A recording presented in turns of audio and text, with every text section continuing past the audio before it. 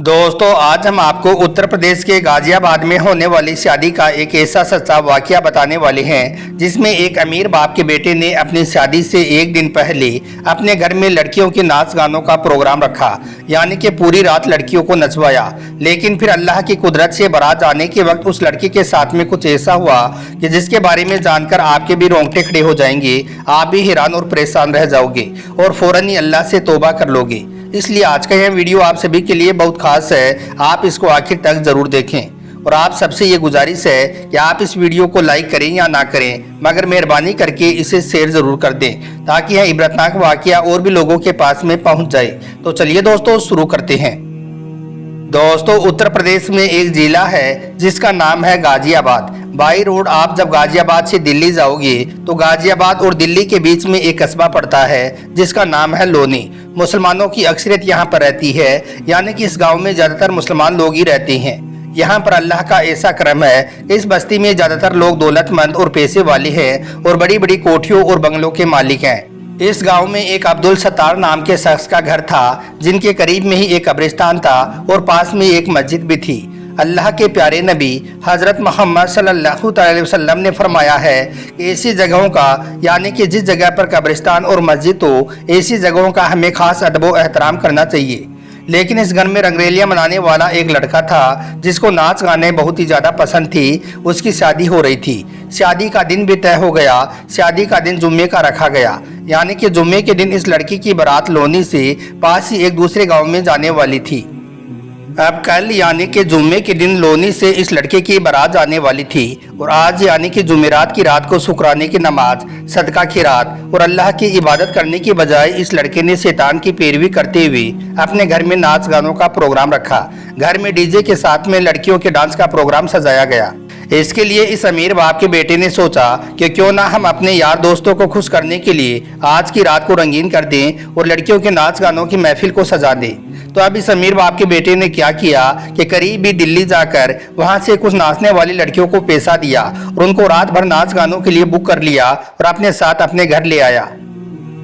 अब जैसे ही ईसा की नमाज हुई वैसे ही इस घर में नाच गानों की महफिल शुरू हो गई। सब यार दोस्त भी आ गई थी। पूरे घर में नाच गाना देखने वालों की भीड़ लग गई। नाचने वाली लड़कियों ने अपना प्रोग्राम शुरू कर दिया। घर में नाच गाने शुरू हो गई। लड़कियों ने अपने ठुमके दिखाने शुरू कर दिए। एकदम बेशरम और बेहया गाने बजाए जाने लगे। दूल्हा और उसके दोस्त मजे ले लेकर इस रंगीन रात का मजा ले रही थी। उन नाचने वाली लड़कियों की कमर के ठुमके देख देख कर सब खुश हो रही थी। ऐसे करते करते ही पूरी रात कब गुजर गई इन्हें कुछ पता ही नहीं चला। इतने में ही पास वाली मस्जिद से फजर की अजान की आवाज़ आने लगी। मस्जिद से आवाज़ गूंजने लगी, अल्लाहु अकबर, अल्लाहु अकबर।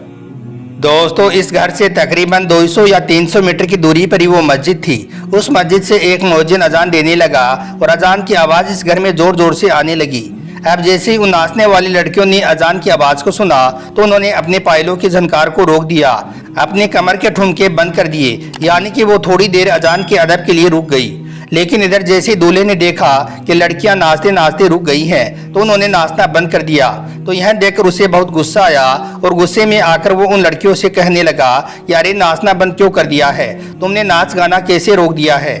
तो इस पर वो लड़कियां कहने लगी कि साहब अजान हो रही है, अजान के अदब और एहतराम की वजह से हम रुक गई हैं। तो यह सुनकर दूल्हा कहने लगा कि नहीं, रुकने की कोई ज़रूरत नहीं है, नाच गाना शुरू करो। इस पर लड़कियों ने कहा कि देखिए साहब, हम भले ही गुनाहगार हैं, हम भले ही मजबूरी में अपने जिस्म की नुमाइश करती हैं, लेकिन इसका मतलब ये नहीं है कि हम अजान की आवाज़ का भी अदब व एहतराम ना करें। इतना खौफ तो अल्लाह का हमें भी है। देखिए साहब, थोड़ी देर की ही तो बात है, अजान हो जाने दीजिए, इसके बाद हम फिर से नाच गाना शुरू कर देंगे। यह सुनकर दूल्हा गुस्से में आकर कहने लगा कि अजान तो हर दिन 5 बार होती है, यह तो कल फिर हो जाएगी, लेकिन हमारे लिए ऐसा हसीन वक्त फिर कभी नहीं आएगा। तुम सब आज यहाँ पर आई हो, कल थोड़ी आओगी। सुनिए, मौजिन अपना काम कर रहा है, उसे उसका काम करने दें और तुम अपना काम शुरू करें। चलो नाच गाना शुरू करो। यह सुनकर बेचारी नाचने वाली लड़कियों ने सोचा कि कहीं यह हमारी पूरी रात की मजदूरी ना खा जाए, कहीं ऐसा ना हो जाए कि यह नाराज होकर हमें पैसा ही ना दे। इसलिए उन्होंने फिर से नाचना शुरू कर दिया। उन्होंने फिर से अपनी कमर को मटकाना शुरू कर दिया। दोस्तों इसके बाद यह नाच गाने सुबह 7 बजे तक चलते रहे। अब इस घर से दिन में 2 बजे बारात आने वाली थी। शाम को 7 बजे निकाह होना था और 9 बजे दुल्हन की रुखसती होनी थी। लेकिन इधर वो नाचने वाली लड़कियां दूल्हे से कहने लगी कि हम अकेली नहीं जाएंगी, जिस तरह से तुम हमें लेकर आए हो वैसे ही अब हमें वापस भी छोड़कर आओ, क्योंकि रास्ते में हमें लूटने वाले लोग बहुत मिलते हैं, हमारे जिस्मों के साथ वो गलत सलूक करते हैं, इसलिए अब हमें दिल्ली छोड़कर भी आओ। अब दिल्ली वहां से करीब ही थी, इसलिए दूल्हे ने सोचा कि चलो इनको भी छोड़ आता हूँ और एक दो काम बाकी चल रहे हैं वो भी कर लेता हूँ। बस यही सोचकर उसने अपनी गाड़ी निकाली और उन नाचने वाली लड़कियों की गाड़ी के पीछे पीछे चलने लगा। अब तवाइफों की गाड़ी आगे आगे चल रही थी और दूल्हे की गाड़ी उनके पीछे पीछे चल रही थी। अब दोस्तों सर्दियों के दिन थे, कोहरा बहुत बढ़ रहा था कि इतने में सामने से एक ट्रक आया, जिसे देखकर लड़कियों के ड्राइवर ने संभलकर उसे क्रॉस कर दिया और अपनी गाड़ी को निकाल लिया। लेकिन दूल्हे की जो गाड़ी थी उसका ड्राइवर शराब के नशे में था, वो रात भर शराब का जाम पी रहा था, इसलिए वो सही से उस ट्रक को देख नहीं पाया और दूल्हे की गाड़ी सीधी जाकर उस ट्रक से जा टकराई। टक्कर इतनी ज्यादा जोरदार हुई कि दूल्हे की गाड़ी तकरीबन 50 फुट दूर जाकर गिरी, जिससे दूल्हे की वहीं पर ही मौत हो गई। फिर जब दूल्हे की लाश को निकाला गया तो पहचानने में भी नहीं आ रहा था कि इनमें से ड्राइवर की लाश कौन सी है और दूल्हे की लाश कौन सी है। खैर फिर पोस्टमार्टम के बाद दूल्हे की लाश को घर लाया गया। जिस घर में अभी लोग खुशी खुशी बारात में जाने की तैयारी कर रहे थे, उस घर में अब कोहराम मच गया। सब लोग रोने और चीखने लगे। शादी का घर मातम में बदल गया। जिस घर से अभी थोड़ी देर पहले डीजे की आवाज आ रही थी, उस घर से अब रोने और चीखने चिल्लाने की आवाजें आने लगी। जिस घर में अभी थोड़ी देर पहले हंसी गूंज रही थी, उस घर में अब आंसुओं की धारा बहने लगी। पूरे घर में चीखो पुकार मच गई। फिर ईसा की नमाज के बाद दफनाने का टाइम दिया गया। अब आप जरा सोचिए कि थोड़ी देर में मंजर कितना बदल गया। अभी थोड़ी देर के बाद आज ही के दिन इसे नहला धुलाकर नए कपड़े पहनाकर दूल्हा बनाना था, लेकिन अब इसे गुस्ल देकर कफन पहनाया जाने लगा। अभी थोड़ी देर बाद ही इसकी बारात दूसरे गांव में जानी थी, लेकिन अब इसका जनाजा कब्रिस्तान में ले जाया जाने लगा।